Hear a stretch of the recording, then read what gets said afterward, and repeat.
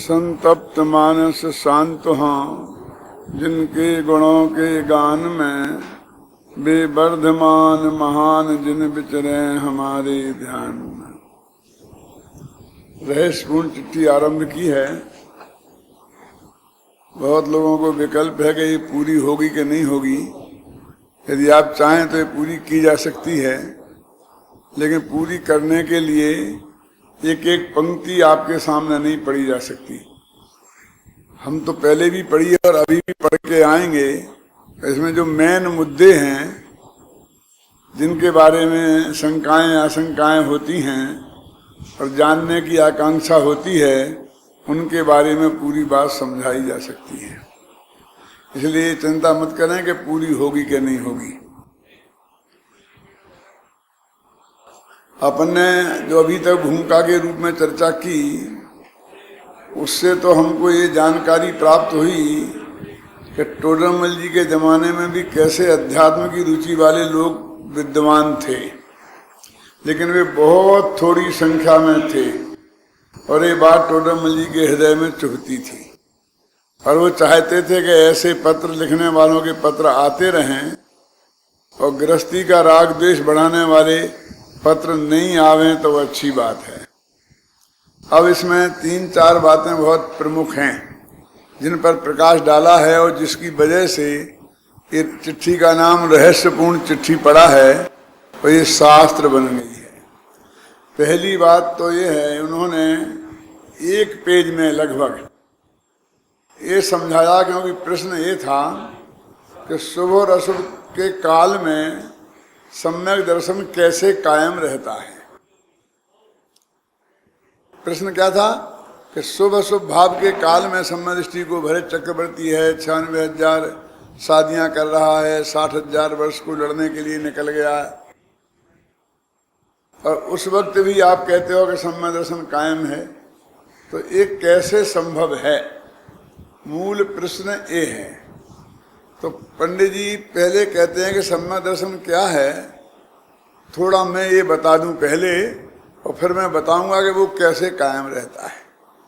जो इसमें उन्होंने बताया पहले शुरू के 1.5 पेज में, 1 पेज छोड़कर, 1 पेज में है औपचारिकता और बाकी के 1.5 पेज की बात कर रहा हूं। क्या पहले तुम सम्यक दर्शन किसे कहते हैं ये तो समझ लो, फिर ये पूछना कि वो उस समय कैसे कायम रहता है। ख्याल में है ना? तो उन्होंने बताया अभी जो सम्यक दर्शन के अनेक लक्षण हैं, तत्वार्थ सिद्धानम सम्यक दर्शनम, देवशास्त्र गुरु की श्रद्धान को सम्यक दर्शन कहते हैं, स्वपर भेद विज्ञान को सम्यक दर्शन कहते हैं, आत्मानुभूति में सम्यक दर्शन की उत्पत्ति होती है। वो जो सारी बातें हैं, तो इनमें मुद्दे की बात उन्होंने ये कही कि बहुत से लोगों को ऐसा भ्रम है कि निश्चय सम्यक दर्शन बाद में होता है और व्यवहार पहले होता है। कुछ लोग तो यहाँ तक कहते हैं, कुछ माने साधारण, कुछ नहीं, बड़े बड़े कुछ, कि 7वें गुणस्थान में निश्चय सम्यक दर्शन होता है। तो पंडित जी ने यहाँ इसमें बताया है कि निश्चय सम्यक दर्शन और व्यवहार सम्यक दर्शन दोनों की उत्पत्ति एक साथ होती है। मैं आपसे पूछता हूं कि सबसे पहले किसी बहू के बाल बच्चा हुआ तो वो माँ बनी ना, और उसी समय उसकी सास दादी बनी। तो पहले सास दादी बनी कि पहले वो माँ बनी?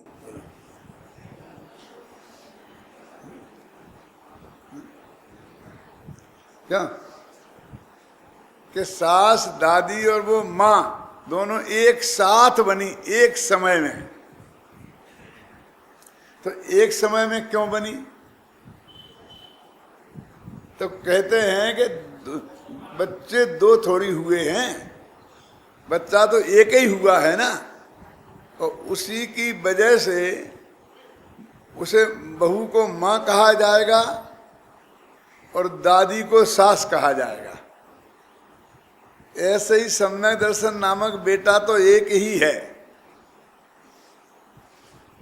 और उसी को जब देव शास्त्र गुरु और सात तत्व की श्रद्धा की तरफ से कहा जाता है तो उसे व्यवहार सम्यक दर्शन कहा जाता है, और अपने आत्मा में अपनेपन की अपेक्षा से बात होती है तो उसका नाम है निश्चय सम्यक दर्शन। सम्यक दर्शन दो नहीं है।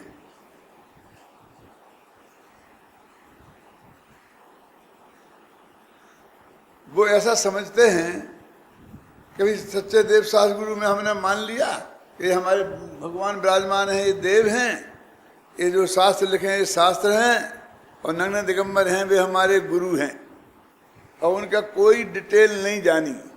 मैं ये नहीं कह रहा हूँ कि जिस देव के बारे में उनने जाना है वो देव सच्चे नहीं हैं, ना मैं ये कह रहा हूँ कि जिनको उसने गुरु माना है वे गुरु के सच्चे नहीं हैं, गलत अर्थ मत निकालना। लेकिन मैं ये कह रहा हूँ कि वो ही नहीं समझता है कि सच्चे देव किसे कहते हैं और सच्चे गुरु किसे कहते हैं और सच्चे शास्त्र किसे कहते हैं। उसके लिए सभी धान 12 पसेरी हैं। उसके लिए वीतराग मूर्तियां और क्षेत्रपाल पद्मावती की मूर्तियां दोनों एक जैसी ही हैं। क्या एक जैसी पूजा, एक जैसा सम्मान। कभी 6वें 7वें गुणस्थान में झूलने वाले वीतरागी संत और मात्र भेष को धारण करने वाले, उसके दोनों में कोई अंतर नहीं है। क्यों? क्योंकि उसने तो ये सीखा है कि पिछी कमंडल बाले तुमको लाखों प्रणाम, तुमको लाखों प्रणाम। आत्मा के अनुभव करने वाले नहीं, 3 कसाय के अभाव वाले नहीं, उसके लिए तो पिछी कमंडल ही पर्याप्त हैं। तो वो ये कहते हैं कि ये ऐसी को वो देवशास्त्र गुरु की श्रद्धा मान लेता है, इसलिए उसे ऐसा लगता है कि ये पहले हो जाएगा और वो बाद में, क्योंकि ये तो बहुत आसान दिखता है उसे। भगवान की आगे पूजा भक्ति करी तो देव की श्रद्धा हो गई है, और कोई शास्त्र छप रहा हो तो उसमें 15-50 हज़ार रुपया दे दिए तो शास्त्र की श्रद्धा हो गई, और महाराज को आहार दे दिया तो गुरु की श्रद्धा हो गई। क्यों? और जो नहीं देते हैं वे निगुरा हो गए। उसमें देवशास्त्र गुरु का स्वरूप क्या है ये समझने की वो शर्त ही नहीं समझते हैं, और वो ये कहते हैं कि देवशास्त्र गुरु का सही स्वरूप हमारे समझ में आएगा, 7 तत्व का सही स्वरूप हमारे समझ में आएगा और आत्मानुभव होगा तो सम्यक दर्शन होगा। अभी ये भ्रम ऐसा खड़ा क्यों हुआ? ये जो बात मैंने बताई वो आपको शास्त्र की बताई। अब मैं आपको ये बात बता रहा हूँ इस समाज में ऐसा भ्रम क्यों खड़ा हुआ। क्योंकि शास्त्र में ऐसा लिखा है कि जब सम्यक दर्शन की उत्पत्ति होती है तो उसके पहले करण लब्धि होती है, और करण लब्धि है ध्यान की अवस्था, और करण लब्धि के पहले देशना लब्धि होती है, और देशना लब्धि और करण लब्धि के बीच में एक प्रायोग्य लब्धि होती है।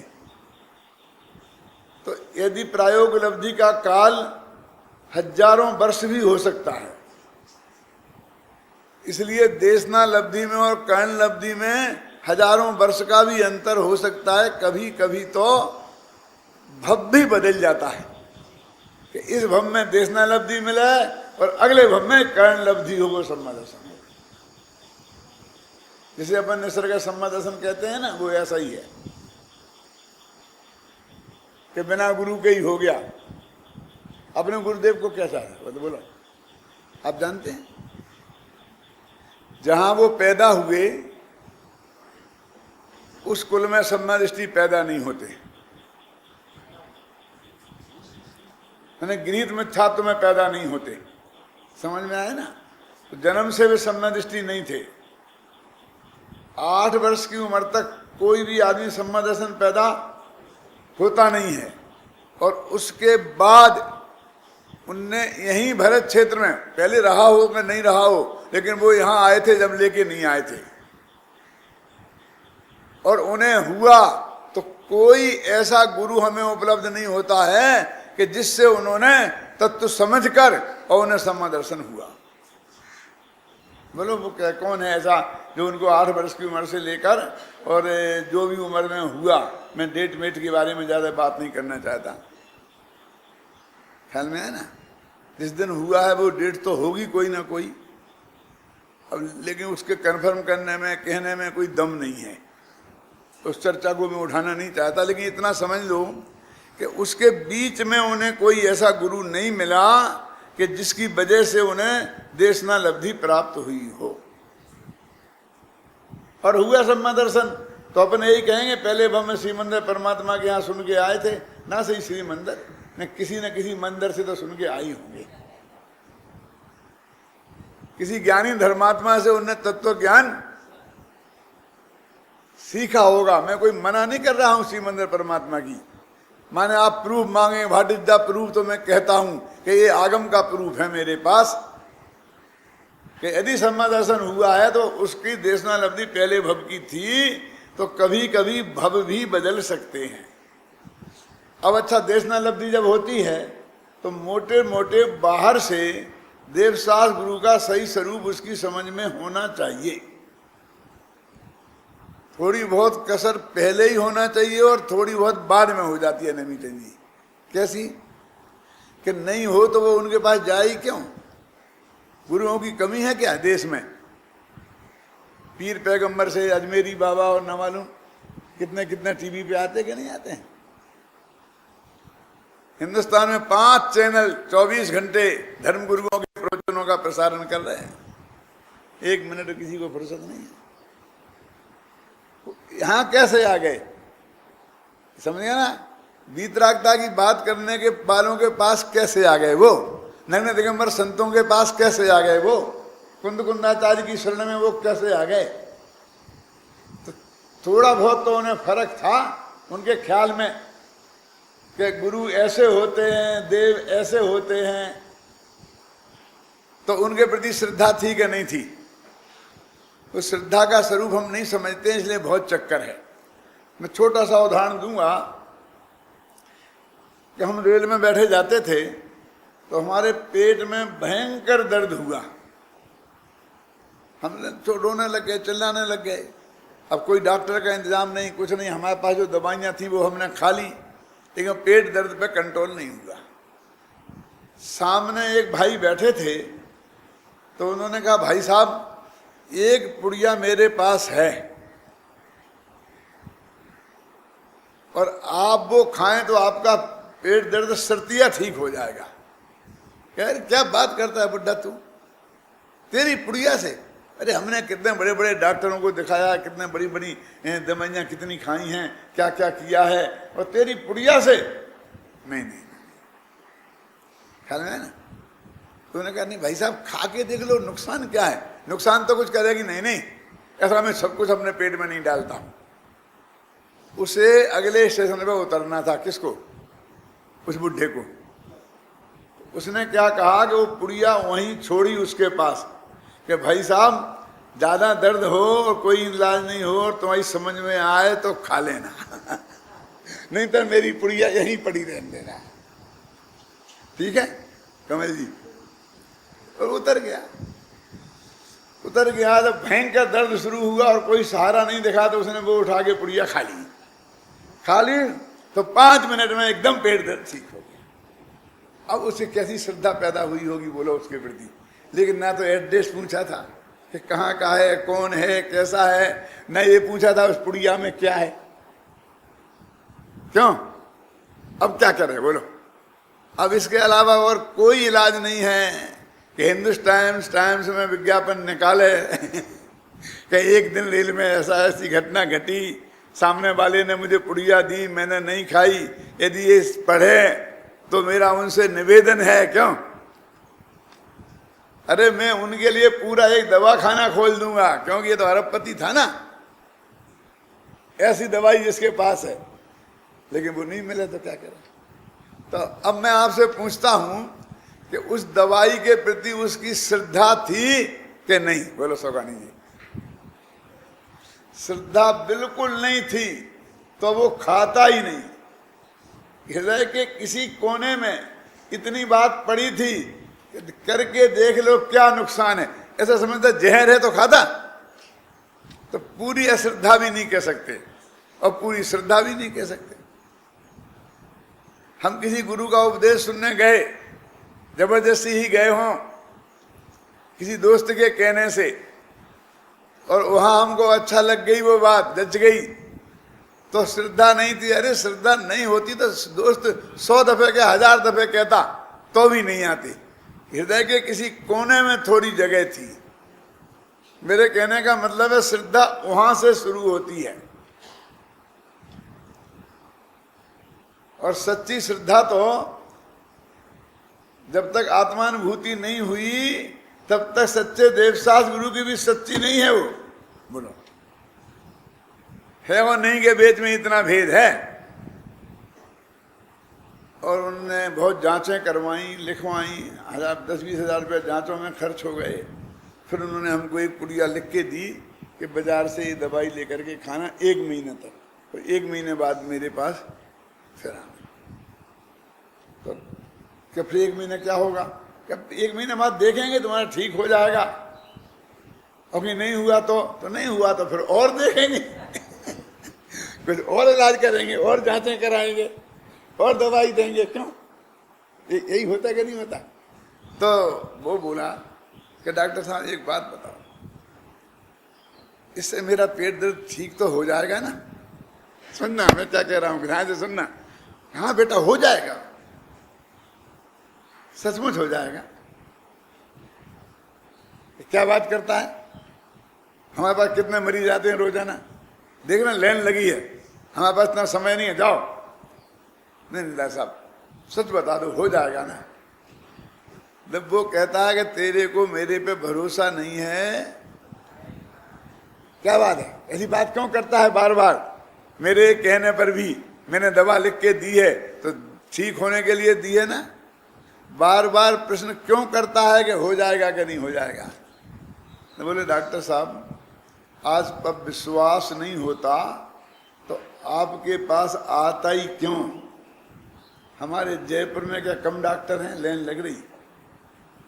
हम जयपुर छोड़ के दिल्ली आए हैं, बम्बई आए हैं, कलकत्ता आए हैं इलाज कराने। क्यों साहब हैं? तो क्यों आए? तुम पर हमें विश्वास है इसलिए आए हैं। और यहाँ भी कोई डॉक्टरों की कमी थोड़ी है, लाइन लग रही है।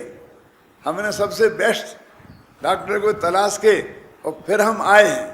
तो विश्वास नहीं है तुम एक कैसे कहते हो? यदि विश्वास है तो पूछता क्यों है बार बार?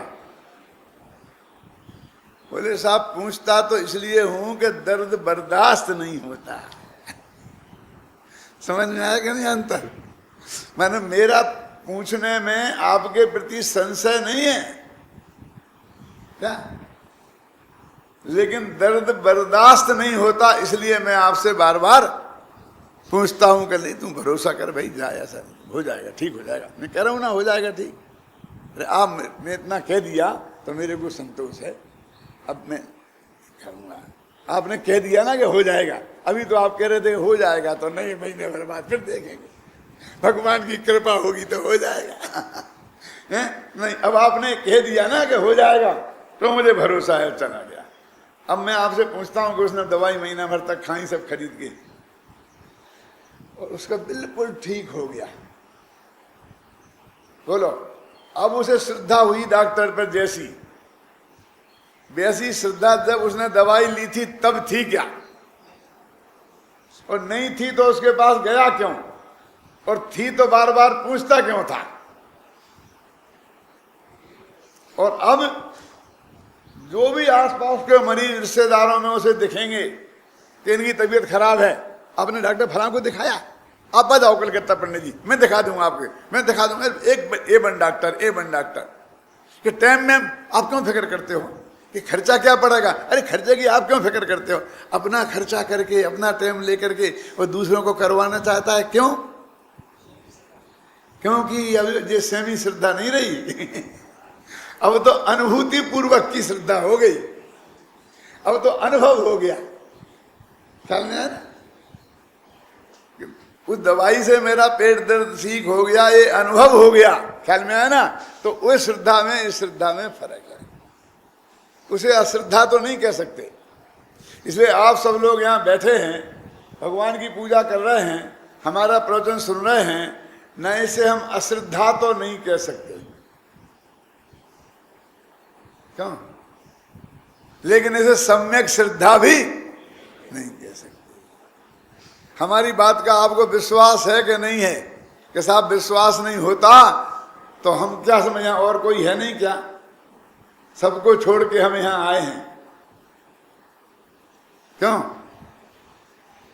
विश्वास नहीं होता तो क्यों आते? लेकिन जब सम्यक दर्शन होगा और उसके बाद जो हमने बात बताई थी और अब ऐसा ही आत्मा तुम्हारी अनुभूति में आएगा, तो तब जैसा हम पर श्रद्धा होगी वैसी श्रद्धा आज नहीं हो सकती। कितनी रामायण क्यों पढ़ी? इसलिए पढ़ी कि मैं ये बताना चाहता हूं कि वो निश्चय सम्यक दर्शन होने के पहले व्यवहार सम्यक दर्शन हो जाता है, जो ये कहा जाता है, वो उसके पीछे ये है कि देशनालब्धि की प्रक्रिया, प्रायोगिकी प्रक्रिया, ये सब चलती है, समझे ना। तब तो उसे हम अश्रद्धा तो कह नहीं सकते, तो फिर क्या कहेंगे? निश्चय कह नहीं सकते, तो हम व्यवहार ही कहेंगे। अब व्यवहार दो तरह का हो गया। कौन? एक असली व्यवहार, अब नकली कहना अच्छा नहीं लगता, इसलिए कहोगे एक व्यवहार और एक व्यवहार में व्यवहार, एक उपचार और एक उपचार में उपचार। समझ में ना आता है ना?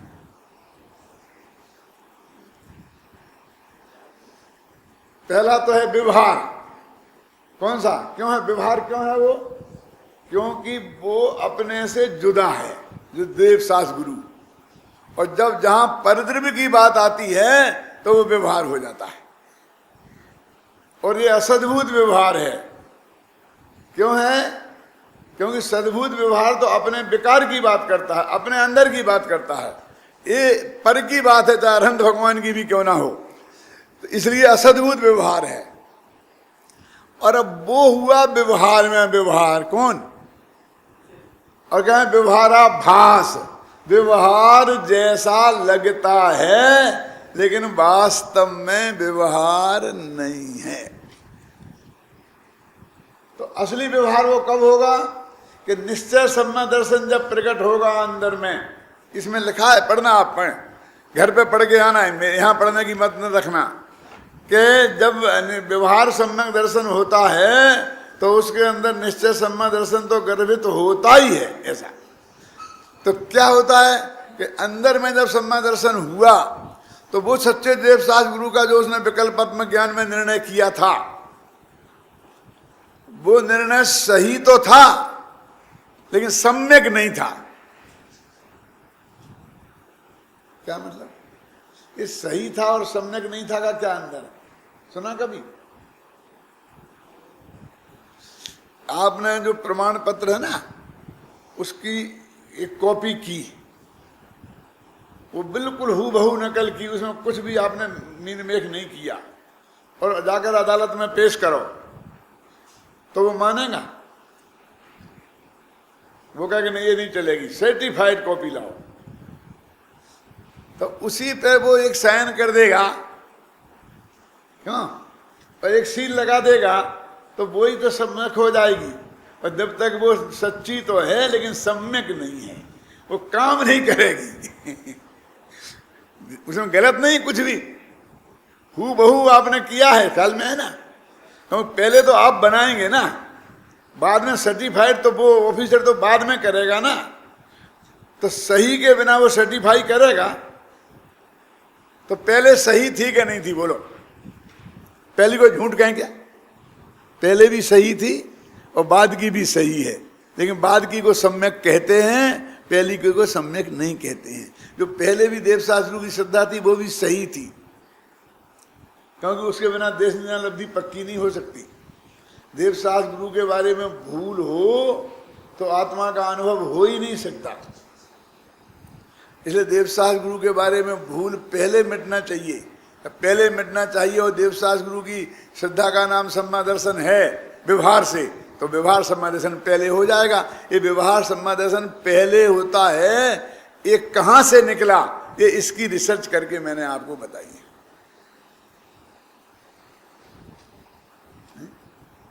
बहुत उदाहरण मेरे पास, एक के बाद एक दौड़ता है। बोलो, अपन ने अपनी लड़की की सगाई कर दी, तो जिस लड़के सगाई की वो अपना जमाई हो गया कि नहीं हो गया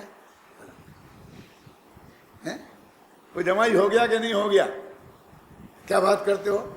जमाई से ज्यादा, जमाई हो जाएगा तो उतना ध्यान रखने की जरूरत नहीं है। और उसके पहले अब कहते हैं ना कच्चा मामला है लेकिन असलियत में जब तक 7वां फेरा नहीं पड़ा तब तक वो हमारी पत्नी का, लड़की का पति ही नहीं है, तो हमारा जमाई कैसे हो सकता है? बोलो। तो निश्चय जमाई तो कब होगा? जब वो 7वां फेरा पड़ जाएगा तब। क्यों? और व्यवहार से आज भी कहेंगे तो ये व्यवहार पहले हो गया। अब वो कहते हैं ये व्यवहार कहने का है, अब वो असलियत में वो निश्चय जब होगा, 7वां फेरा पड़ेगा, तब ही असली व्यवहार भी होगा। अब मैं ज्यादा समझता नहीं हूं उसमें। आप लोग जानते होंगे कि कुछ नेग ऐसे होते हैं कि जो 7 फेरे पड़ने के बाद ही होते हैं, होते होंगे ना ऐसे कुछ, तो वो आप पहले कर सकते हो? बोलो। उस लड़के को देना लेना जो भी समझ लो आप, जो भी होगा।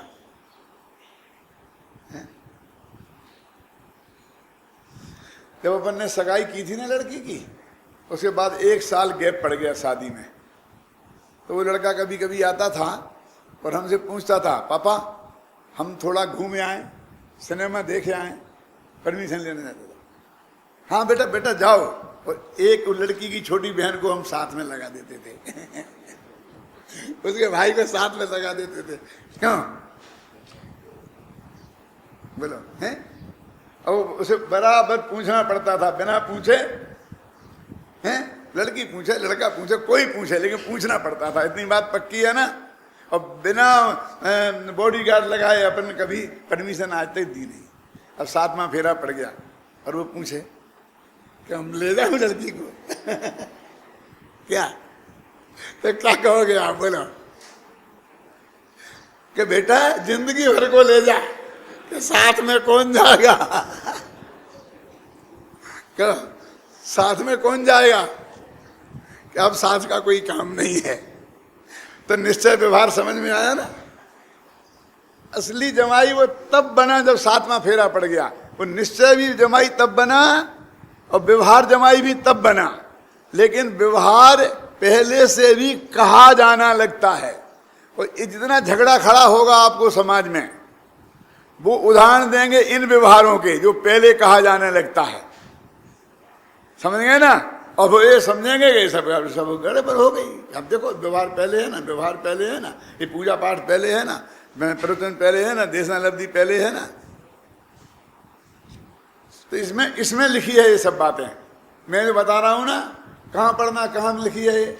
उसमें पहला वाक्य है कि निश्चय व्यवहार के साथ निश्चय अवश्य होता है, एक पॉइंट। अब दूसरा पॉइंट 4-5 पेज बाद होगा।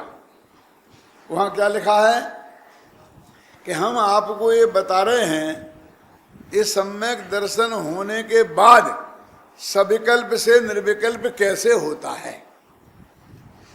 तो हमें क्या बता रहे हैं? देखो, सविकल्प से निर्विकल्प होने का उपाय लिखा है ना, हेडिंग है। ऐसा मत समझना कि मैं पढ़ूंगा नहीं तो कुछ काम अधूरा रह जाएगा। मेरे पे भरोसा करो तो पूरा पूरा समझा के जाऊंगा। नहीं समझा पाऊंगा तो और रहूंगा तो दिन। आपको फुर्सत हो तो है ना, इसमें मिल गया ना। देखा 10 नंबर है उस किताब में, 10 नंबर है, बताया भाई जी बता रहे हैं। सविकल्प से निर्विकल्प, देखो लगा नहीं था ना, सविकल्प से निर्विकल्प होने का विधान कहते हैं। जो भी है हतार बना है ना। अब इसके उत्तर में लिखा है कि हम ये बात ये बता रहे हैं कि सम्मा दर्शन एक दफे हो गया और फिर 6 महीने तक आत्मा का अनुभव नहीं हुआ, धंधे पानी में लग गए। तो फिर बाद जब अनुभव होगा तो वो कैसे होगा, वो सविकल्प माने अभी बताऊंगा मैं, उससे निर्विकल्प कैसे होगा। सविकल्प माने शुभ अशुभ भावों में लगा रहा, और निर्विकल्प माने शुद्धोपयोग में चला गया। तो सविकल्प से निर्विकल्प कैसे होगा, तो उसकी विधि हम बता रहे हैं। फिर इसी के बीच में एक पंक्ति लिखी मिलेगी आपको कि ये तो हम उसके बाद की बता रहे हैं, लेकिन जब सबसे पहले सम्यक दर्शन होगा तब भी इसी विधि से होगा। देख लेना, कल बताना, फिर नहीं हो तो पूछ लेना कल आज। यानी सविकल्प से निर्विकल्प की दशा इसी विधि से होगी। सविकल्प से निर्विकल्प की बात क्या है, देखो मैं ऐसी प्रैक्टिकल बात आपको बताऊंगा जिससे आपको सीधा लगेगा कि समस्या प्राप्त करने के लिए हम आखिर करें क्या।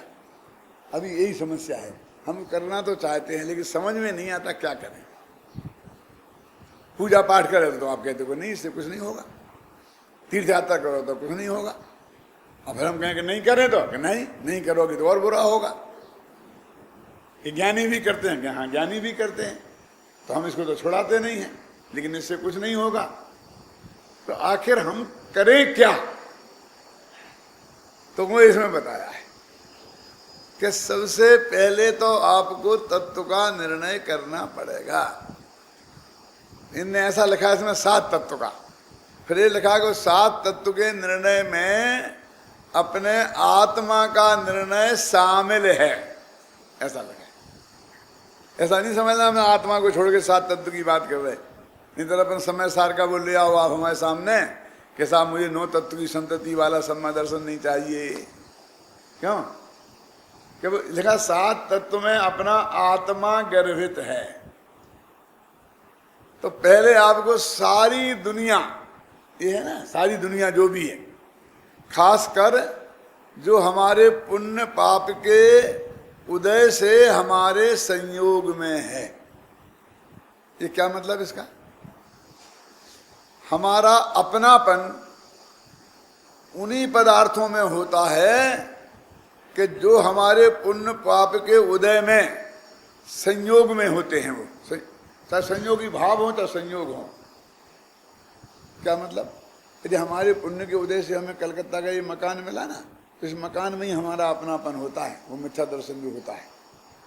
पड़ोसी के मकान में कभी अपनापन नहीं होता, उसकी वजह से मिथ्या दर्शन नहीं होता। हिंदुस्तान में अपना अपनापन है ना, और अमेरिका में नहीं है, तो अपने देश में एकत्व बुद्धि नामक मिथ्या दर्शन होगा। तो जो हमारे पुण्य पाप के योग से हमें प्राप्त है, इस देह में मेरा अपनापन है, मेरे में होने वाला राग है उसमें अपनापन है। आपकी देह में मुझे अपनापन नहीं है, और आप में जो राग होता है उसमें भी अपनापन नहीं है। तो जो मेरे पुण्य पाप के उदय से मुझे संयोग या संयोगी भाव मिले हैं, वो सारे पदार्थ का नाम है विश्व। वो विश्व जाने देना तुम 6 द्रव्यों के समुदाय वाला, क्योंकि आलोक आकाश अपन को कभी कोई पुण्य के उदय से मिलने वाला नहीं है। क्या?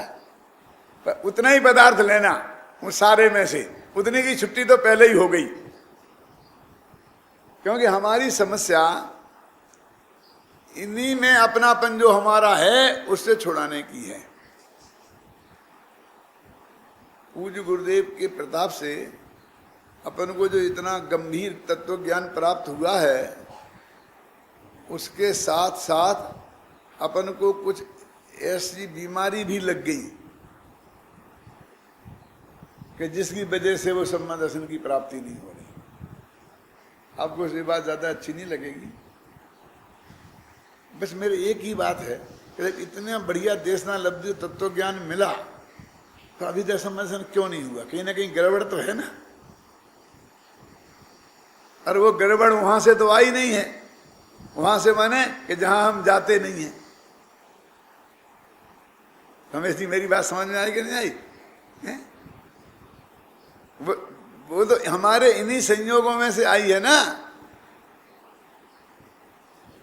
मैं ये क्या कहना चाहता हूं कि प्रवचन सार उठा के देखो आप, पूरा प्रवचन सार का ज्ञेय तत्व प्रज्ञापन अधिकार, ज्ञान तत्व प्रज्ञापन अधिकार फिर चरणान योग चूलिका, मैं आजकल उसका अनुशीलन लिख रहा हूं ना, तो मैंने रग रग उसका पढ़ा है। उसमें सारा एकत्व बुद्धि, देह से एकत्व बुद्धि की बात है, असमान जाति द्रव्य पर्याय की बात है।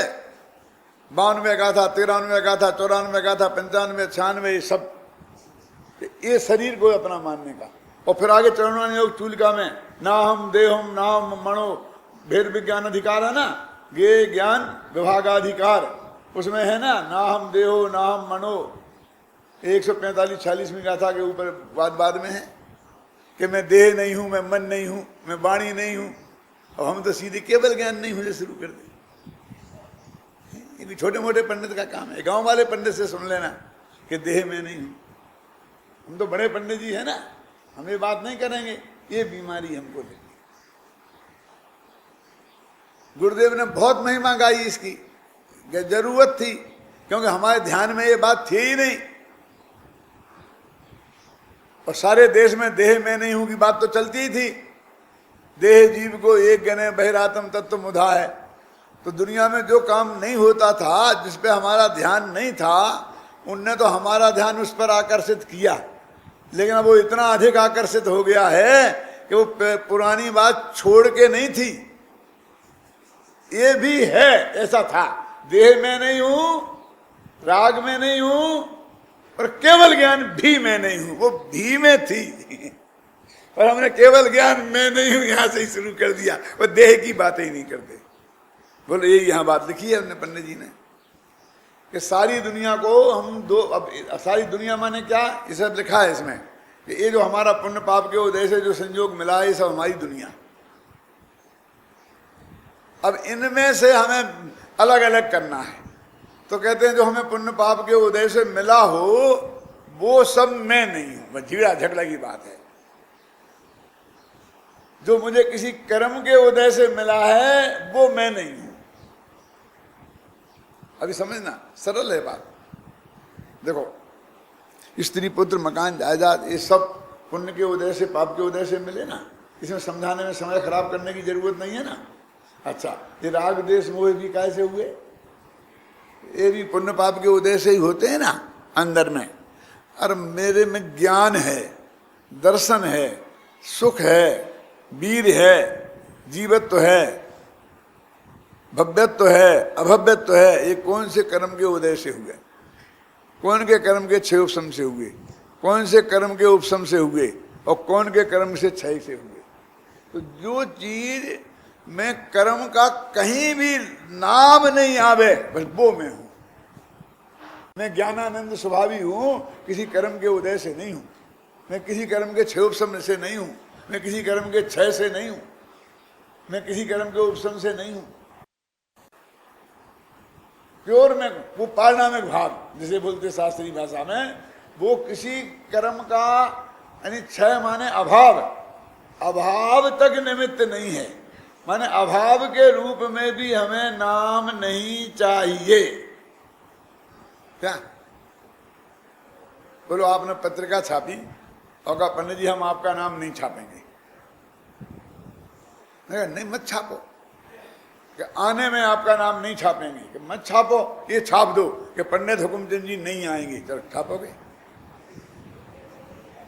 आने में मत छापो। कि हमें तुम्हारा नाम चाहिए ही नहीं, नेगेटिव में भी नहीं चाहिए, हमें तुम्हारा नाम लेना ही तक नहीं है। क्या है ना ना आएंगे ये छापना है, ना नहीं आएंगे ये छापना है। समझ में आना आपकी में? तो वो कहते हैं हमें कर्म का नाम नहीं चाहिए, ना उदय चाहिए, ना क्षय चाहिए, ना क्षय उपशम चाहिए, ना उपशम चाहिए। कर्म है कि नहीं है, कुछ नहीं। कर्म से पूरी तरह निरपेक्ष हो, उसका नाम है पारिणामिक भाव, और वो मैं हूं। तो वो कहते हैं ये आपको छांटना पड़ेगा, और ये सब सम्मा दर्शन होने के पहले करना पड़ेगा। और इसमें एक बात ये भी लिखी है, जिनको ये देखना हो कहाँ लिखी है तो मेरे पास आ जाना, मैं उसे निकाल के बता दूंगा। यहाँ नहीं बताऊंगा मैं, क्योंकि यहाँ समय खराब होता है ना। मैं भी ढूंढने में निशान लगाने की आदत नहीं है, और लगाऊंगा भी तो वो किताब मेरे वहीं रह जाती है, यहाँ तो मेरे पास आती नहीं है। हैं यहाँ ढूंढने में समय खराब होता है। क्या बात होती है? क्या कहा हैं? क्या बताने वाले थे वो बात है कि वो जो सम्यक दर्शन होने के पहले जो विधि है ना आत्मा के अनुभव की, सम्यक दर्शन के बाद में भी वही विधि है, बिल्कुल उसी विधि से अपनाना पड़ेगा, ये इसमें लिखा है। या फिर वही तुमको क्या करना पड़ेगा कि देह से मैं भिन्न हूं, मैं राग से भिन्न हूं, मैं ये नहीं हूं, वो सारी प्रक्रिया में आपको जाना पड़ेगा।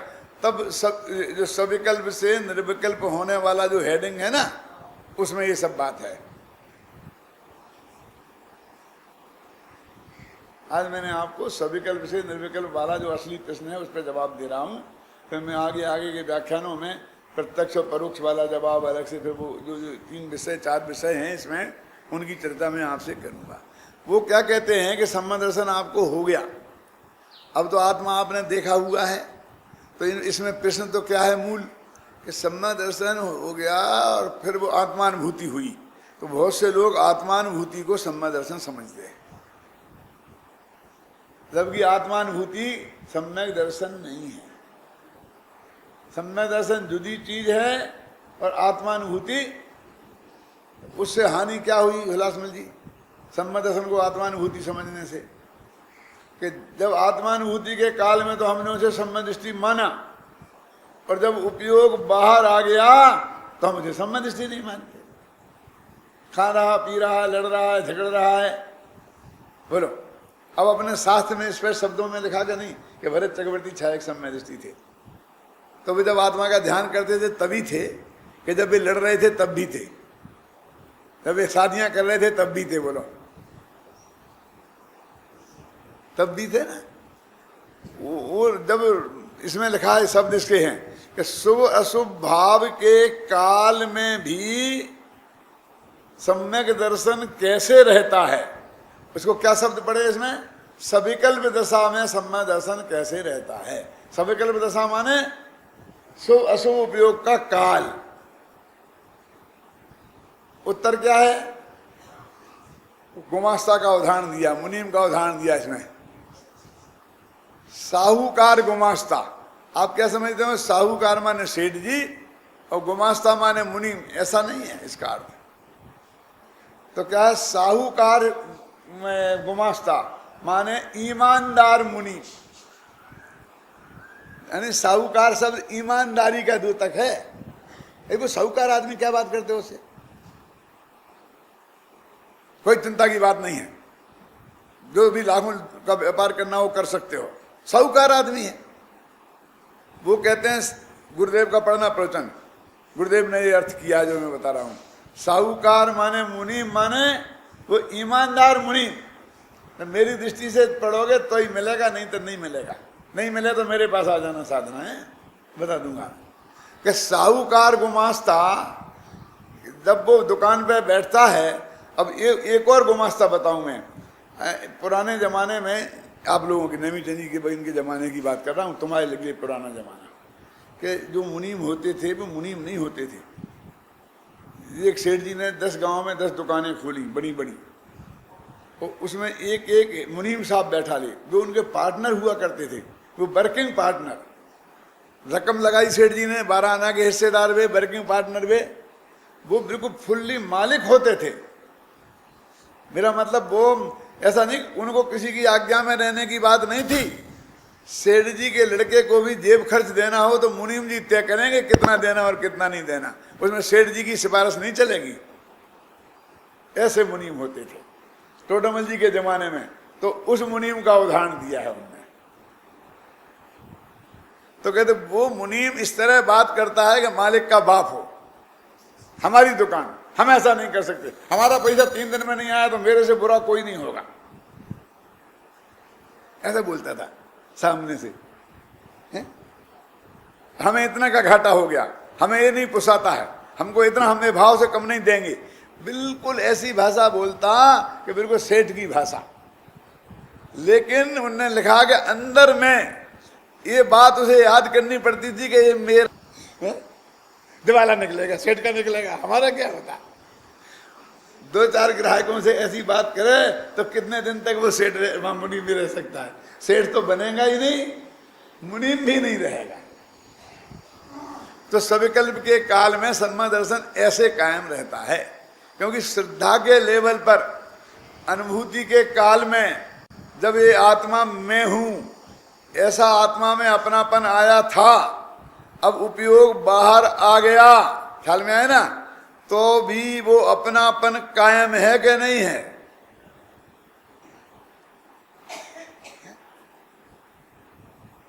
उन्होंने कहा तुम्हारी प्रत्यक्ष अनुभव का परोक्ष। उन्होंने कहा भैया सम्यक दर्शन ना प्रत्यक्ष होता है ना परोक्ष होता है, तुम्हें पता ही है सम्यक दर्शन के भेद हैं, ये तो ज्ञान के भेद है। जब हम बच्चे थे, पहला भाग दूसरा भाग पढ़ते थे, तो हमारी क्लास में मजाक चलता था, एक प्रश्न पूछा जाता था, उसमें आता था कि त्रिंच 3 प्रकार के होते हैं, आपने भी पढ़ा होगा, थलचर, जलचर और नभचर। जो आकाश में चलें वो नभचर, चिड़िया वगैरह, जो जमीन पे चलें गाय भैंस पे थलचर, और ये पानी में चलने वो जलचर आते थे ना। फिर पूछते थे बोलो तुम कौन हो, तो 90% जवाब दे देते थे कि थलचर, फिर हम जमीन पे चलते हैं ना। लेकिन उसे मूर्खों को ये भूल गया कि ये तो त्रिंचों के भेद हैं, ये आदमी के भेद नहीं है। त्रिंच 3 प्रकार के होते हैं, ये किसके भेद हैं? तो पंडित जी कहते तुम्हारा ऐसी मूर्खता का प्रश्न है। पंडित जी ने ये जवाब दिया बहुत सभ्य भाषा में कि सम्यक दर्शन प्रत्यक्ष है कि परोक्ष। वो ऐसी मूर्खता का प्रश्न है कि तुम थलचर हो गए जलचर।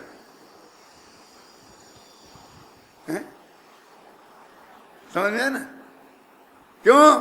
क्योंकि प्रत्यक्ष और परोक्ष ये तो ज्ञान के भेद हैं, ये तो प्रमाण के भेद हैं, ये श्रद्धा गुण के भेद नहीं है, ये तो ज्ञान गुण के भेद हैं। और तुम श्रद्धा पे लगा रहे हो, मैं समझते तो कुछ हो नहीं।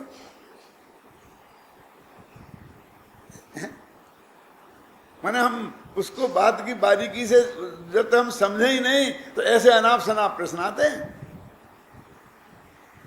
कि वो क्या है कि सबकल्प के काल में कैसे सम्यक दर्शन कायम रहता है। तो वो बात उन्होंने ये बात बताई कि ये भेद किसके हैं, तुम इस पर विचार करो और इसमें क्या फर्क पड़ता है। वो जो अपनापन कायम हो गया ना, सुनना, वो जब तक कायम है तब तक सम्यक दर्शन कायम है। जब वो ही छूट जाए तो सम्यक दर्शन छूटे। अब सुनना, 6 महीना में एक दफे आत्मा का अनुभव नहीं हो तो छूट जाएगा। क्यों छूट जाएगा? हैं? सुनो, आपकी तिजोरी में 2, 5, 10 करोड़ का माल पड़ा हो क्या, तो आपको अंदर में जोम रहता है ना कि मैं करोड़पति, मैं करोड़पति, मैं करोड़पति, रहता कि नहीं रहता है? मैंने मैं क्या हूं, अपनी हैसियत का अंदाजा आपको रहता है ना। 24 घंटा किसी को बताना पड़ता है क्या? लेकिन वो ये करोड़ की पूंजी कम से कम दिवाली एक दफे देखना पड़ती है। जैसे आप लक्ष्मी पूजा कहते हो, निकाल के बाहर सब देखते हैं, सबको दिखाते हैं, चौकी एक दफे तो कम से कम संभालो कि है कि नहीं है। कहीं वो गायब हो गई हो, कोई नौकर चाकर घर के उड़ा के ले गए हो, तुम इसी होश में हो सब अंदर है, जेब में 10-5 लाख के नोट पड़े हों, तो क्या दफे संभालते हो? हर अंतर मुहूर्त में वहाँ हाथ रख करके देखते हो कि माल अभी है कि नहीं है, माल है कि नहीं है, माल है कि नहीं है। ऐसे ही वो सम्यक दर्शन इतना माल है कि वो हर कम से कम 6 महीने में एक बार आप देखना चाहिए। देखोगे उसे, नहीं देखोगे तो फिर वो सम्यक दर्शन छूट जाएगा। फिर देख के फिर नक्की करोगे हाँ यही मैं हूँ, बस खत्म। फिर 6 महीने तक चलेगा। मुनिनाथों के हर अंतर मुहूर्त में देखना चाहिए, नहीं मुनि दशा नहीं चले।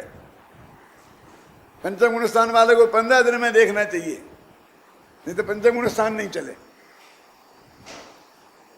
तो वो जो सविकल्प अवस्था में, माने भोग के काल में सम्यक दर्शन कैसे कायम रहता है? शंका क्यों हो रही कि जैसे मिथ्या दृष्टि हम भोगों में उलझे देखे हैं, सम्यक दृष्टि उससे कम उलझे नहीं देखे। और जैसे मिथ्या दृष्टियों को हमने लड़ते देखा है, सम्यक दृष्टि उससे कम लड़ाकू नहीं थे। क्यों? भरत और बाहुबली दो ही सम्यक दृष्टि थे। एक बाप के बेटे थे और बाप दुनिया को समझा रहा था कि ये जमीन किसी की नहीं है। उस वक्त लड़े थे दोनों, मालूम आपको? 3 समाचार एक साथ आए थे, भरत चक्र रत्न, पुत्र रत्न और केवल ज्ञान। तो दिव्य ध्वनि खिलने लग गई थी, तो वे समझा रहे होंगे कि नहीं, और ये लड़ रहे थे। उस वक्त जब उन्हें केवल ज्ञान हो गया था तब कि जमीन मेरी, मेरे मालिक हूं, तुम जाओ, नौकर बन के रहना हो तो रह सकते हो, कि नहीं पिताजी दे गए होंगे, पिताजी के पास जाओ। है क्यों? वो सम्यक दर्शन, ऐसे सम्यक दृष्टि, ऐसा सम्यक दर्शन होता हो तो हमें बहुत चाहिए। तुम्हारी पार्टी में हम शामिल होने को तैयार है। लड़ने की छूट, खाने पीने की छूट, खूब मौज मस्ती की छूट। क्यों? अरे भाई छूट क्या है, कैसी है, उसकी चर्चा कल।